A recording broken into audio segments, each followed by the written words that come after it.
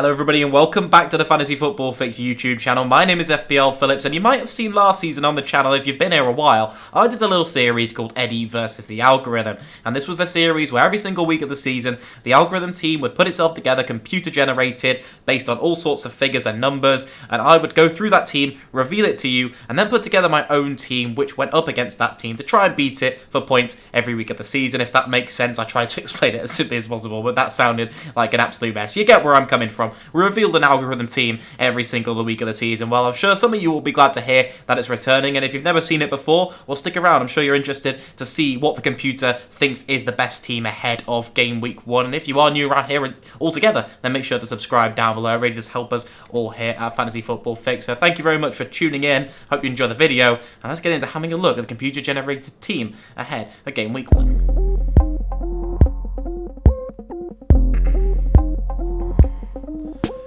So here it is then, we've got a 5-3-2 formation for the Algorithm, which I'm not seeing as the most popular formation amongst FPL managers, and certainly the most experienced FPL managers right now seem to be going for a 4-4-2, but 5-3-2 is the second most popular formation really, so I'm definitely not against going for that, given how much value there is in defence this year. But we'll kick it off with the goalkeeper anyway, and between the sticks for game week 1, it's going to be Melia, who goes up against Wolves, who, to be honest, I don't think is the best pick out there against Wolves, who aren't a bad team.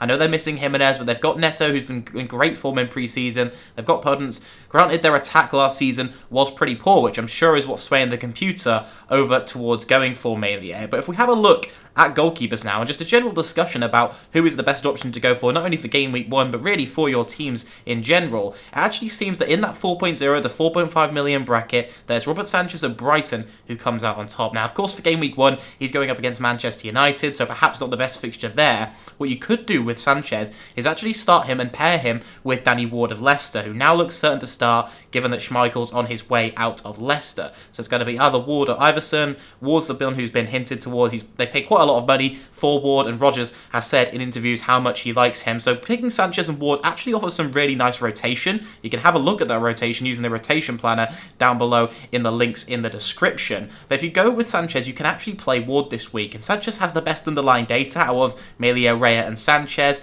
And so if either going for Sanchez or Raya and then starting Ward in game week 1 doesn't seem like too bad an option at all, because the fixtures do overlap quite nicely. So I know a few people attempted to spend 8 million on goalkeepers and just get both the Leicester boys, stick them in, but to be honest, you pick up some pretty poor fixtures against Arsenal, against Manchester United, against Chelsea in the first 5 game weeks. So personally, I prefer going for Robert Sanchez and then having Ward as your backup keeper, or going for Rare and having Ward as your backup keeper as well. You can compare the different fixture rotations, as I mentioned, by using the fixture planner down below. But Melia's maybe not my favourite pick. Maybe it's because it is game week 1 and they're going up against Wolves, but perhaps spending more on a keeper might have been more ideal if you're on some kind of free hit team, or you're bench boosting game week 1 and planning to wildcard in game week 2. Then I'd probably be on someone like a more expensive Alisson, or maybe even Ederson for game week 1, but most likely going for Alisson if we can afford to not have the 3 outfield assets from Liverpool. I've seen a few teams like that have had Alisson in that look very good in terms of a bench boost for game week 1, because you can immediately wildcard after,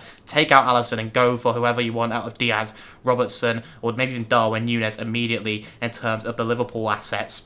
But if we move into the defence then, what we're going to see is the back 5 of Trent Alexander-Arnold and Robertson from Liverpool, Chilwell and James from Chelsea, and then even Perisic as well. And I am a little bit concerned about this backline, to be honest. Granted, the defenders have some fantastic underlying data from last season. Trent Alexander-Arnold in particular, Chilwell and James per 90 minutes look fantastic, but I'd be concerned about their injury records. And Chilwell in particular hasn't been fully fit ahead of the season starting. Tuchel's hinted at that, and Cucurella now looking set to join the club as well. I could even see Alonso starting the first game of the season. So I perhaps would not own Chilwell going into game week 1. And likewise with Perisic, I don't think he's as much as a concern as Chilwell is. But it has been hinted by Conte that Perisic isn't at 100%. Sessegnong's quite capable of starting. He was favoured towards the back end of last season. And so Perisic, I'd be concerned about minutes. Even if he does start, could be at great risk of an early substitution as well, which we all know can cost defenders clean sheets in FPL. Apart from that, I really like the back line. Trent Alexander-Arnold and James, I don't have a problem with at all. A nice fixture against Everton, who of course missing Calvert-Lewin, who's been ruled out of Game Week 1 through injury. And then finally Robertson, who really is the main comparison up against Luis Diaz. And you may have seen this graphic before on the channel, but this is the underlying data. If you're still undecided yourself, the expected FPL points go in terms of Robertson last season. And really, when you incorporate clean sheets and everything into it, considering he's a million less as well, actually I do think that Robertson is the best value. But to be honest, if you're going with an 8 million midfielder in your team, I would be tempted to go with Diaz as well. But there are other great options in Saka and Mahrez as well, who I do like as good picks, even Mason Mount at Chelsea. So if you're set on having an 8 million midfielder, then I'd probably be tempted to go Diaz. There are some drafts I've seen that haven't got an 8 million midfielder in at all, which I quite like, in which case, Robertson's probably a guy to go for. So yeah, obviously going for a Liverpool triple up either way seems very advantageous towards the start of the season, and it really shouldn't matter too much in terms of point swing if the game turns out fair who you go for. They're both great options. In midfield then, we're seeing a midfield 3, and this is going to surprise you, I think. No Mohamed Salah in the algorithm's draft ahead of Game Week 1. A midfield 3 with 2 very surprising picks in Heung-min Son, who's captain, and also James Maddison against Brentford. Now, this might not be as surprising as you think. What you've got to remember is that this is a Game Week 1 team only, essentially a free hit team, so make sure that you are considering that. Liverpool play against Fulham, who, of course, are expected to not keep a clean sheet in terms of the clean sheet statistics, but Southampton have a pretty poor record against Spurs. They were pretty shaky at the back last season, and of course, Spurs are at home as well, which is going to play into their hands. So Heung-min Son looks a fantastic pick for the opening week of the season, along with Harry Kane. If you want to check out the predicted points for all of the available midfielders, you can head over to Fantasy Football Facebook. We'll have a bit of a spoiler for that in a moment. Martinelli, I really like as an option. Not going to complain about Martinelli. Perhaps Crystal Palace isn't the most amazing fixture, maybe not the one to target right off the back of the start of the season if you're just going for a 1-week team, but I really like him for Arsenal's first few fixtures especially. So yeah, definitely not going to complain about Martinelli in this side at only 6 million as well, offers some fantastic value.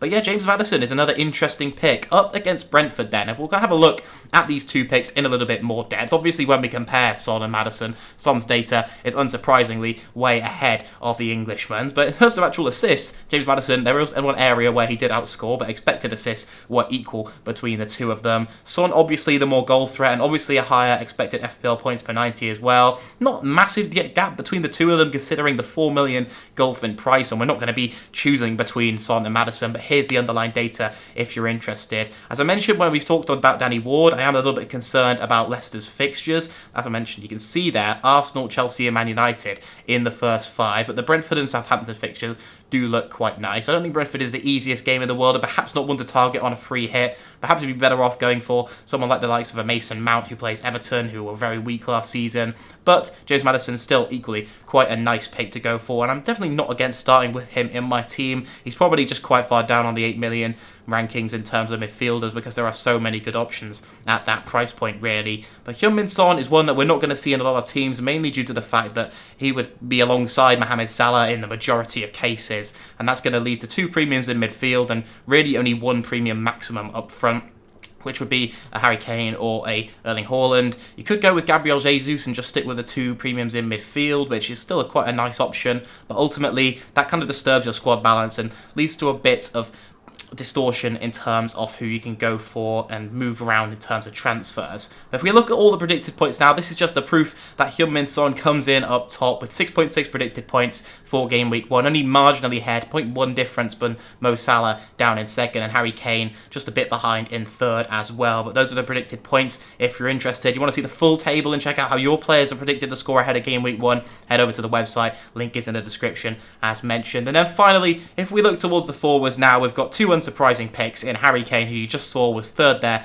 in the leaderboard, and then Gabriel Jesus at 8 million as well. A very nice pick, and of course has just broken the record for the most highly owned FPL player of all time, I believe 73.8% or something and rising, so he could well reach 74, 75 by the time of the Game Week 1 deadline. I'm sure you probably have him in your team as well if you're watching this video, and a very wise choice, priced only at 8 million and a fantastic option. If we look towards the bench then, there isn't just the base values, we've also got Leon Bailey down there, who 0.5 more than the basic midfielder price. So 5 million spent on a substitute, I'm not quite sure about. I'd maybe even consider starting Leon Bailey. Bournemouth look absolutely shambolic at the back, to be honest. They're missing so many players, and even their own manager has come out and stated how weak they are and the fact they're not prepared for the season ahead. So I'd be tempted to start with Leon Bailey and maybe even one more Aston Villa player at least. Perhaps you could go with a Matty Cash or a Luka Dean if you're looking to bench boost and go into wild card on game week 2, which has been a popular strategy and does get your chips out of the way. I know we emphasise a lot how important it is to hold them for the end of the season, but sometimes it's more simple to just play your chips early on,